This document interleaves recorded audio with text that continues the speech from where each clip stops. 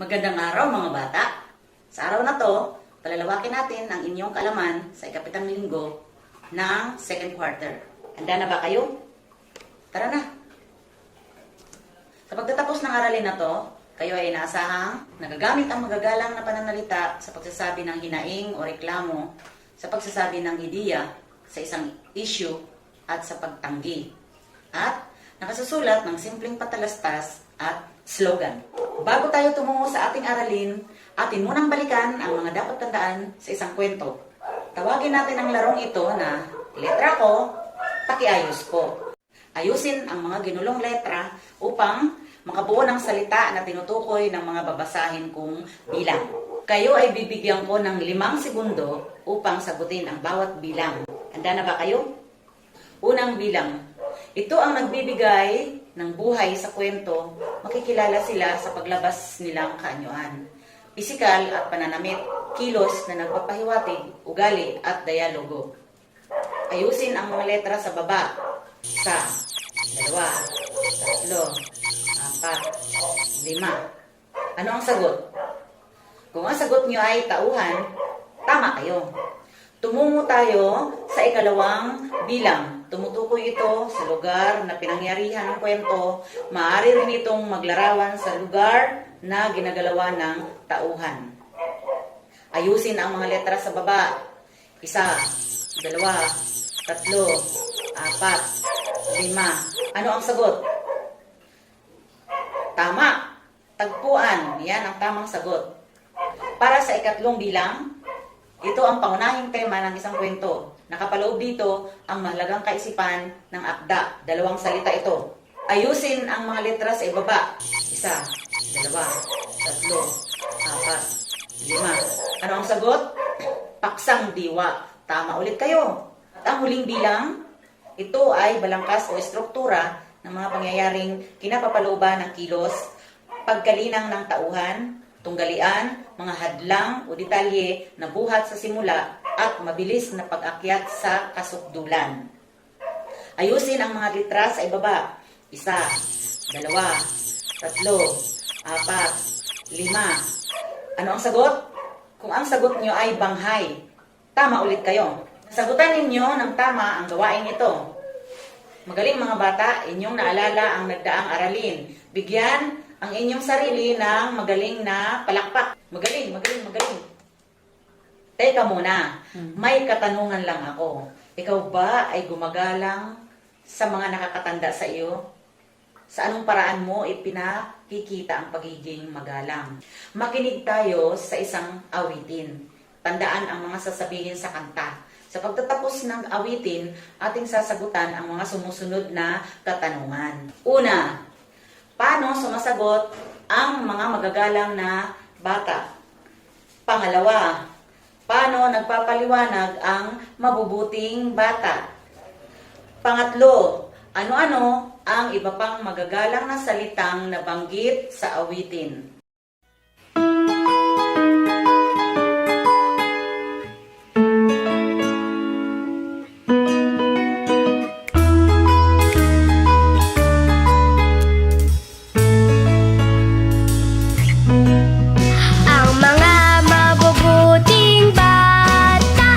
Gumagalang sa nakakatanda, sumasagot ng may opo, nagpapaliwanag ng may po at opo. Mana po, salamat po, sorry po, thank you po, ang mga mabubuting bata. Gumagalang sa nakakatanda, sumasagot ng may opo, nagpapaliwanag ng may po at opo, ng may po at opo, ng may po at opo.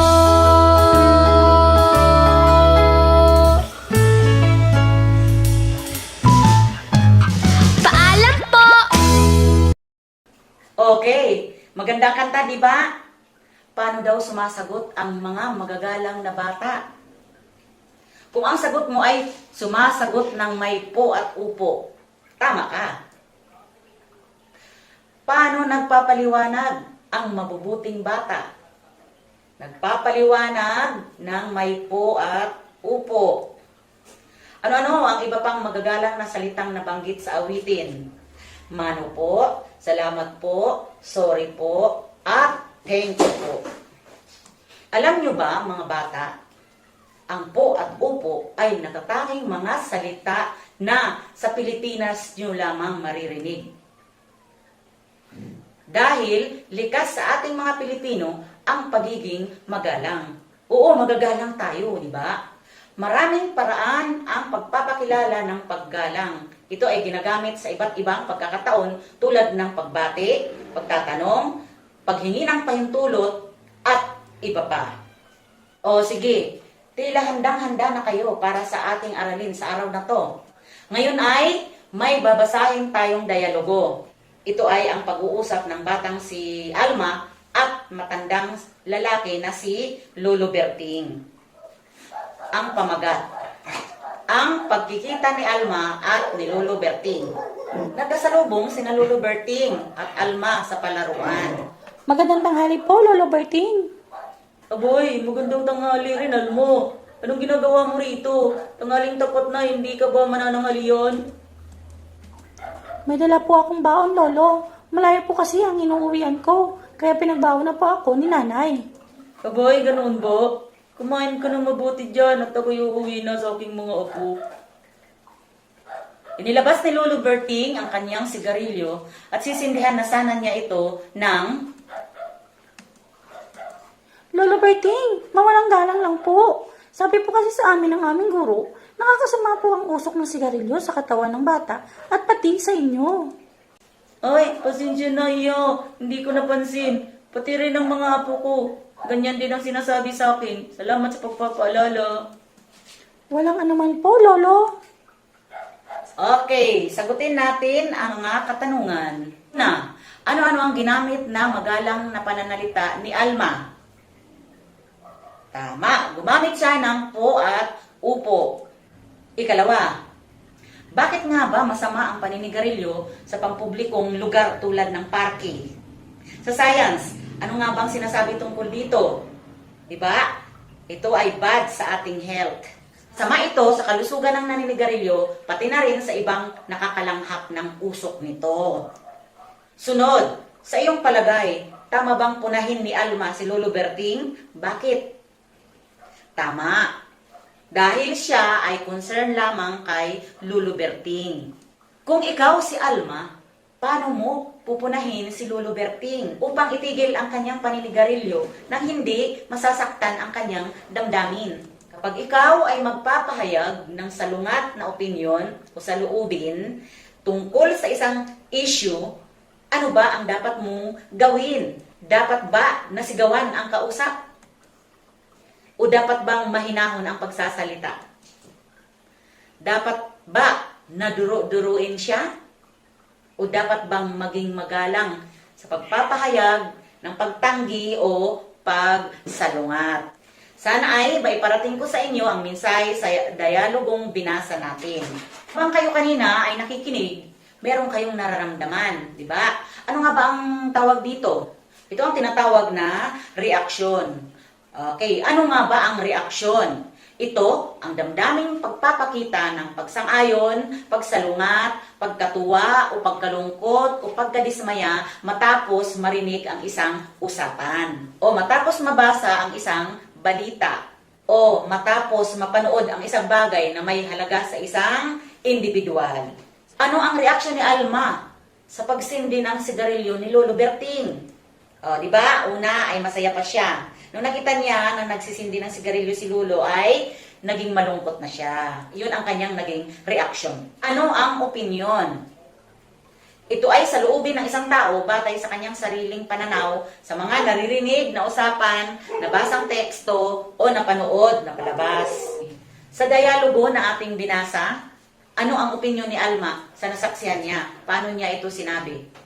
Lolo Berting, mawalang galang lang po. Sabi po kasi sa amin ng aming guro, Nakakasama po ang usok ng sigarilyo sa katawan ng bata at pati sa inyo. Naging magalang ba si Alma sa kaniyang pananalita? Ano ang magalang na pananalita? Ito ay pagbibigay galang o respeto sa kapwa. Sa pagbibigay reaksyon o saloobin, mainam na gumamit ng mga ganitong pananalita upang hindi makasakit ng damdamin ng isang taong kausap. Alala niyo pa ba ang magagalang na pananalitang ginamit ni Alma sa pagsabi ng kanyang ideya sa paninigarilyo ni Lolo Berting? Mawalang galang lang po. Po at nakakasama po.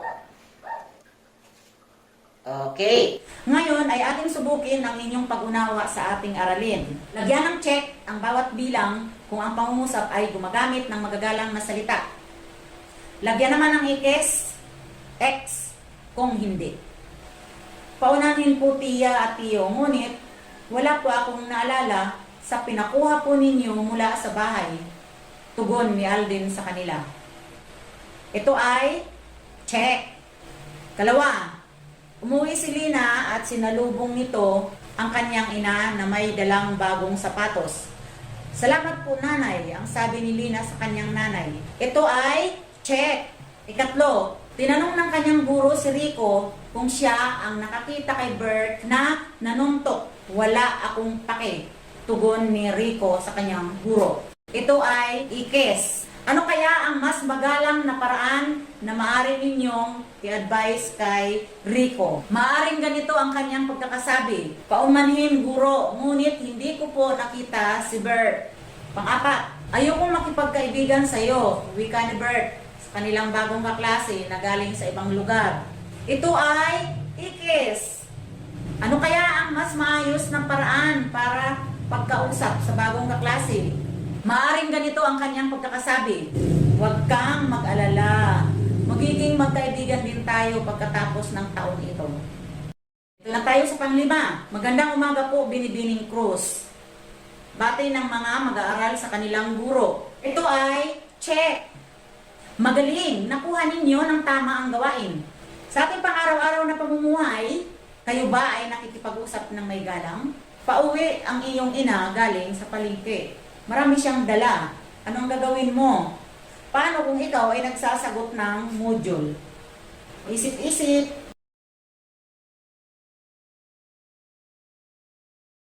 May naisip na kayo?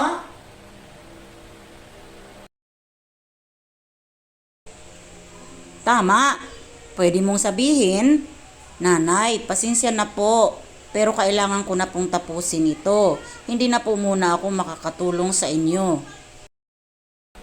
Manood ulit tayo ng isang video upang lubos kayong magabayan. Ano ang maaaring gamitin sa pagbibigay ng opinyon o reaksyon? Reklamo, daing, pagpapahayag ng hindi kasiyahan o sama ng loob. Mga salitang maaari mong gamitin bilang panimula sa iyong pangungusap. Mayroon lamang po akong naisabihin. Kung maaari po sana, nais ko po sanang ireklamo. Hindi ko na po kikimkimin sa aking loob. Pananggi, hindi pagsang-ayon sa ideya, gawain o pangyayari. Mga salitang maaari mong gamitin bilang panimula ng iyong pangungusap. Pasensya na po pero di po ako. Pasensya na po ngunit hindi po ako. Ikinalulungkot kong sabihin na hindi ako at ipagpatawad po ninyo ang aking pagtutol. Pagbibigay ng reaksyon o opinyon sa napakinggang issue. Pagpapakita ng pagsang-ayon o pagtutol batay sa prinsipyo, paniniwala o kaalaman ng isang tao batay sa isang isyung tinatalakay sa usapan. Pagsang-ayon. Maaari mo tong simulan sa mga sumusunod na pangungusap.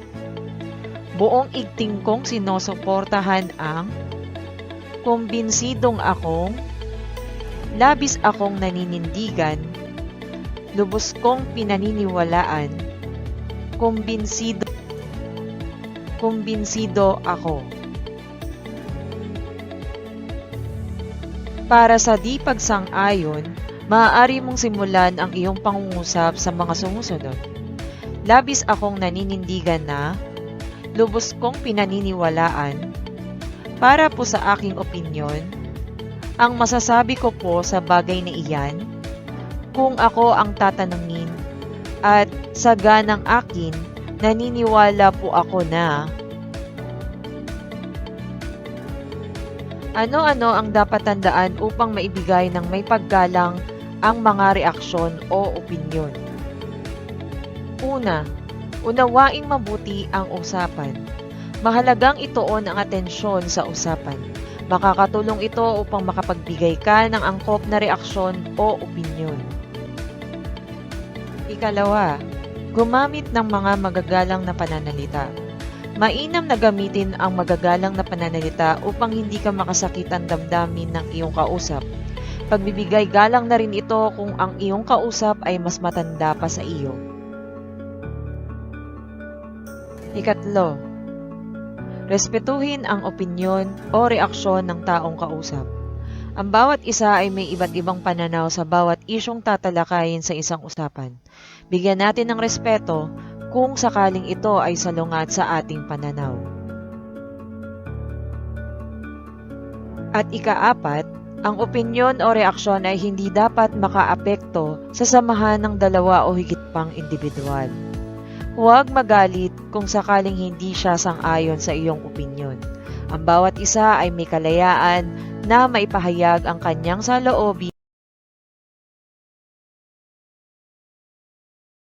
Mga bata, may naintindihan ba kayo sa aralin natin sa araw na to? Ngayon ay ating subukin ang inyong pag-unawa sa ating aralin. Tawagin natin ang larong ito na letra ko, pakiayos ko. Ayusin ang mga ginulong letra upang makabuo ng salita na tinutukoy ng mga babasahin kong bilang. Kayo ay bibigyan ko ng 5 segundo upang sagutin ang bawat bilang. Handa na ba kayo?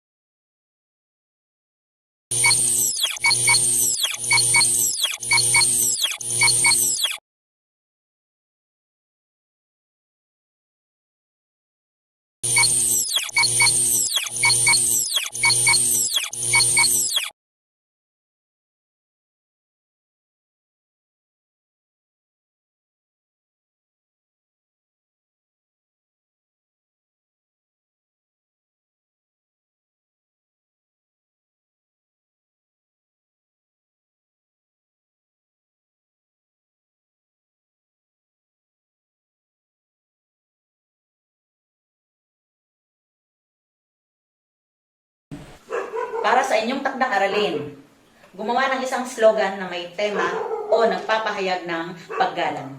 Halimbawa, maging mahinahon upang tayo'y makaiwas sa gulo. Mga bata, sa pagtatapos ng ating aralin, sana kayo ay may natutunan. Sa muling pagkikita, maraming salamat. Paalam!